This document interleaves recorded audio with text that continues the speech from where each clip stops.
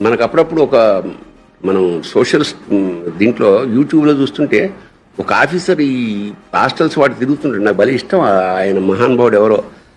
గమ్మునండవా స్వామి, ఇంటాడమని చెప్తావా తెల్లారుదులు?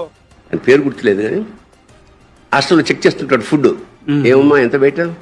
ఇది పప్పానే? ఇది పప్పా? ఇది కూరనా? ఎగ్ గేమ్స్ ఇట్లా లోపలన్నీ బస్ చచ్చేలా తిరుగుతుంటాడు. మీరు ఇచ్చేది 8-9 కేజీలు బిచ్చం వేస్తా ఉన్నారా మా పిల్లలకు మీరు?